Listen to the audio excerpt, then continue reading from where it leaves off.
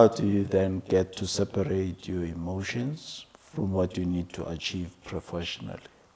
As an emotionalist, as I would love to call it, I'm hyper emotional, and as I said, one of the very questions that you asked me was exactly that.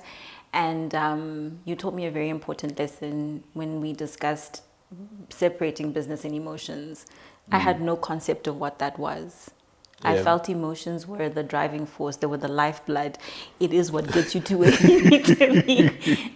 Yeah. And little did I know how detrimental that was to my professional career, because imagine me sulking in an office, a big woman as I am, Yeah. but no, throwing Yeah. my toys because nobody understands me. Yeah. And I remember reading a story where this man saw one of his employees struggling at the end of every month, and he called him into his office one day and he said to him, every time month end comes, there's something that's going on. It seems to be stressing you out.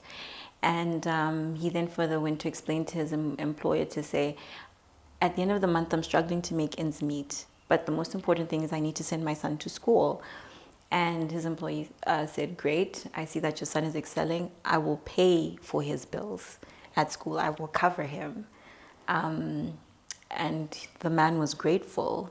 But thereafter, he became lax at work because he no longer needed to work because his son's school fees were being taken care of.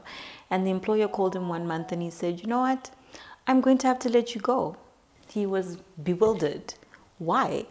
Yeah. And I think that just rang true to the fact that sometimes we take things for granted, and this man actually separated business from personal, although he was helping his son and paying for it because he understood there was going to be a return.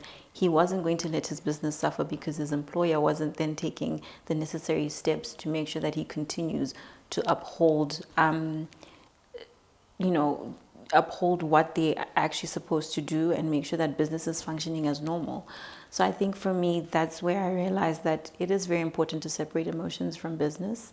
You have to look at it with absolutely no feeling at all and make sure that whatever you've set out from your objectives, you're actually able to achieve. So that's what I think really brought it home over and above every other lesson that you have taught me in the process. So yes. Yeah. It's not about how you feel, but it's about what you've said you're going to do.